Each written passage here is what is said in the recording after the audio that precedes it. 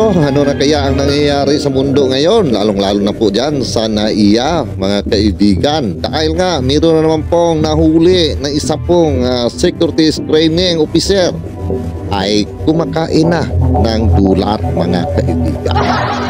So yan po no, ating pag-uusapan sa ngayon at welcome back ulit dito sa Rapido TV. Kumusta po ang lahat?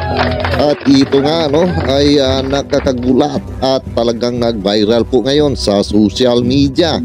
Ito ngang ginawa ng isang security screening officer na kinain po niya ang dolar, mga kaibigan, na kanya pong nakulimbat sa isang pasahero.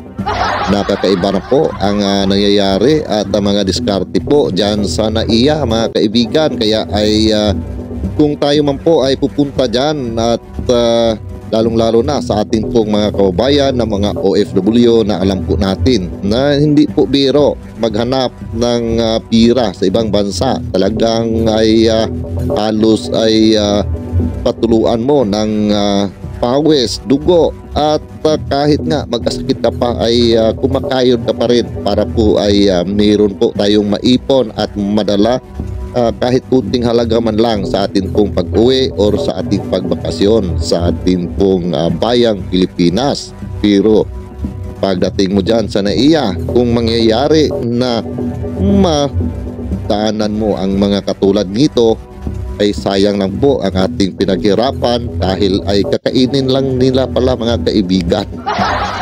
At siguro dahil nga sa pagmahal na ng mga bilihin, lalo na sa bigas na talagang dolar na rin ang halaga, siguro ay naisip po ni ate na kakain na lang po sa diretso ng dolar para ay mas maganda ang busog. Kaya ito po, panoorin muna natin ang video na ito galing po sa PTV, mga kaibigan, para malalaman po natin ang buong detalye nito pong nag-viral ngayon na balita na nangyayari lamang only in the Philippines. Mistulang bantay sa lakay ang ilang screening officers sa NAIA matapos Natawa ako. Sorry po, mga kaibigan, natawa ako. Mistulang bantay sa lakay ang mga security screening officer, mga kaibigan. Nakawan ang isang pasahero. Coordination ng isa sa kanila habang sinusubo ang pinitik niyang dollars mula sa wallet ng isang babae. May detalye si Rod Lagusan. Huli sa CCTV ang isang babaeng security screening officer sa NAIA matapos lunukin ng mga nakatuping pera na nagkakalaga ng $300 US. Kasunod ng ulat ng umunoy pagnanakaw sa isang papaalis na pasahero nitong ikalawang linggo ng Setyembre. Sa isinagawang investigasyon ng airport authorities matapos magreklamo ang pasahero, unang kinapkapan ang naturang security screening officer pero walang nakuha sa kanya. Nang reviewin ang kuha ng CCTV sa lugar, pasado alas 8 ng gabi nang ilagay ng complainant ang kanyang shoulder bag sa inspection tray at dumaan siya sa advanced imaging technology machine. Sunod nito, dinala na naturang security screening officer ang tray kung nasaan ang bag ng biktima sa inspection table at nagsagawa ng manual search sa harap ng complainant.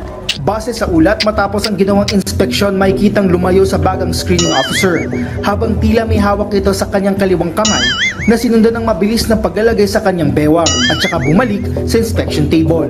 Matapos ito, bumalik sa screening area ang complainant matapos madiskubring bukas at nawawalan siya ng pera sa wallet. Pasado alas 8:30 naman nang magkaroon ng komprontasyon ng pasahero, ang security screening officer at iba pang personnel sa lugar. Bago naman mag-alas 9 ng gabi sa kuha pa rin ng CCTV, inaputan ng tubig ang security personnel na nagsagawa ng inspeksyon ng kanyang kasamahan. Tumalikod siya sa CCTV pero nagip naman ng isa pang CCTV ang paglunok niya sa pera. Gumamit pa ng panyo ang security screening officer habang nilulunok ang mga dolyar. Base sa findings, lumalabas na kasabwat din ang dalawa pang personnel na kasama ng naturang security screening officer. Hindi naman na nagsampa ng kaso ang biktima kaugnay ng insidente. Sa inilabas na payag ng Office for Transportation Security, nakikipag-ugnayan na ang ahensya sa MIA at PNP Aviation Security para mapanagot ang sangkot sa insidente. Hinikayat ni OTS Administrator Undersecretary Aplasca na isumbong ang mga tauhan ng OTS na may ginagawang iligal na aktibidad para tuluyan ng malinis ang kanilang hanay. Ayon pa sa OTS, tukoy na ang sangkot sa insidente habang nagpapatuloy pa ang pagkalat ng ebidensya kaugnay nito. Okay, alright yan, no? At narinig po natin mga kaibigan, no? Ito nga balita galing po sa PTV, no? At kakahiya po ito dahil nga ay buong mundo po ang itong balita na ito sa ngayon, dahil nga ay viral talaga ito mga kaibigan, kaya ay umaabot na po ito kahit sa man pong bansa, no? Alam po naman natin na marami po tayong mga kababayan na mga nag-monitor din ng balita galing po sa Pilipinas, dahil ay marami na po yung mga kababayan po natin na mga naging OFW at iba po nating kababayan ay talagang naninirahan na sa ibang bansa, pero patuloy pa rin po ang kanila pong pagsubaybay sa mga balita, mga pangyayari, mga kaganapan din po sa ating pong bansa sa Pilipinas. Kaya ay nasabi ko nga ay halos buong mundo na ang nakakaalam po nito pong pangyayari ngayon, na mayroon pa lang isang security screening officer na kakain ng dolar. Yan po sa NAIA mga kaibigan. Kakaiba naman po ang estilo ng kanila pong mga pagnanakaw. Alam po natin ang mga pagnanakaw na yan ay hindi lang po yan ngayon nangyayari, ay marami na po na mga pangyayaring nagaganap dyan sa NAIA International Airport. At iwan ko pa mga kaibigan, hanggang ngayon ay hindi po ay nabigyan ng solusyon ang mga pagnanakaw na iyan. Kaya ay nakakatakot na po, no, itong NAIA sa ngayon, dahil nga ay kung ano-ano na lang po ang mga diskarte nito pong mga kawatan dyan po sa NAIA, para lang po ay makakuha po sila ng kanila pong mga nagustuhan po na mga bagay, lalong-lalo na po sa mga pera, sa mga alahas, no? Kaya ay sa atin po mga kababayan, no, na mga OFW, ay alam po natin na mahirap po hanapin ang pera sa ibang bansa, at kailangan po natin na patuluan ang pawis at dugo, no? Kahit nga sa mayroon pa pong mga sakit, no, ay pipilitin pa rin po na magtrabaho para po magkumita, at kahit papano ay makaipon man lang po ng konti, no, para po mayroon po tayong madala sa ating mga pamilya kung tayo po ay uuwi or magbakasyon. At sa ganun lang po kadali na pangyayari ay bigla pong mawala ang iyo pong pinagpaguran kung hindi po tayo mag-iingat, no? Dahil alam po natin ang airport na iyan sa NAIA ay talamak na talaga yan pong mga pagnanakaw dyan, no? Kahit na ano po, no, ang kanila pong magugustuhan, bagay man, pira, alahas, at kahit ano po, no, mga kaibigan, at kung ano-ano po mga diskarte ang kanila pong gagawin para po ay makuha po nila ang bagay na kanila pong nagustuhan mga kaibigan. Kaya ay dobling ingat po tayo pag tayo po ay andyan po sa NAIA. Kahit man po ating mga kababayan dyan, no, sa Pilipinas, alam ko po na sa gayon po marami na talaga ang mga kaibigan natin na yung kanila pong mga transaction ay ang kanila pong ginagamit sa ngayon para mas madali po, no, na mapuntahan ng lugar na kung mayroon po silang gustong puntahan ay nag-aeroplano na po ang karamihan po sa atin, dahil ay sa halos lahat po ng lugar sa atin sa Pilipinas mayroon na po mga flight, no.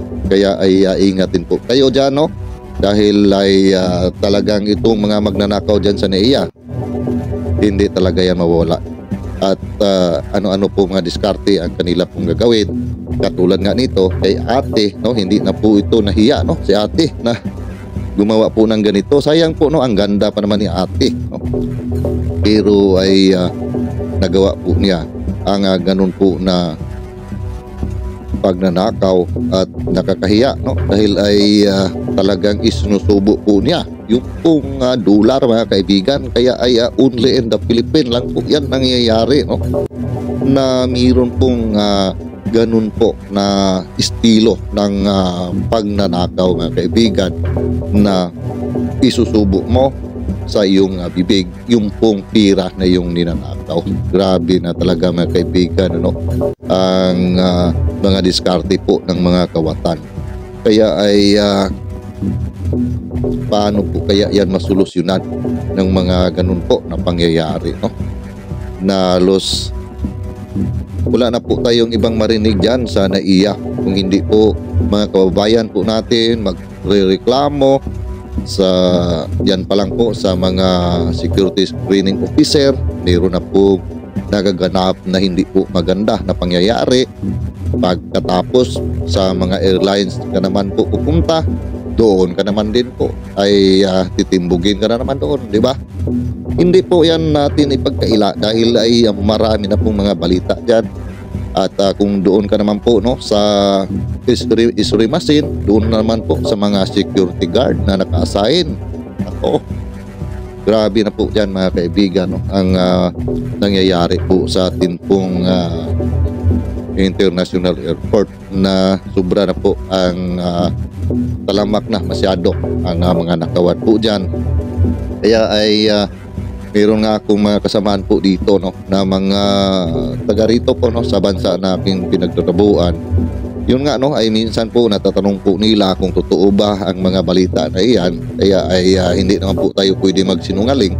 Ay siyempre paalalahanin din po natin ang ating pong mga kaibigan no, na gusto po sila na ay magbakasyon dyan po sa ating bayan, na mag-iingat lang din dahil ay kahit sa bansa naman mayroon talagang mga masasamang tao. Pero lang sa atin po ay sa airport pa lang ay talagang wala na. Ay kung patanga-tanga ka dyan ay ubos po ang iyo pong mga pinaghihirapan mga kaibigan no? So hindi na po natin inaasahan na mawala yan dahil ay matagal na po yan. Ilang dekada na nangyayari po ang mga ganun po na mga pagdadakaw na iyan. Hindi pa rin po nabigyan po ng solusyon mga kaibigan. Nung umupo po dyan si Pangulong Duterte ay nahinto po yan dahil nga ay nung may nangyayari nga no, na tanim bala ay talagang pinalitan po lahat ng ang management po dyan mga kaibigan. Pero sa ngayon po ay iwan ko lang mga kaibigan no, kung mabigyan kaya nila yan ng solusyon no? Wala na po tayong mapipili dyan sa NAIA mga kaibigan no? Hanggang sa pinakamaliit po no, na posisyon at hanggang sa taas na posisyon ay mayroon po mga napabalita na mga ginagawa po na mga kababalaghan dyan no, sa ating mga immigration officer, di ba? So, mayroon nga pong mga human trafficking no, na nangyayari dyan na ang kasabwat ay immigration officer, so, di ba?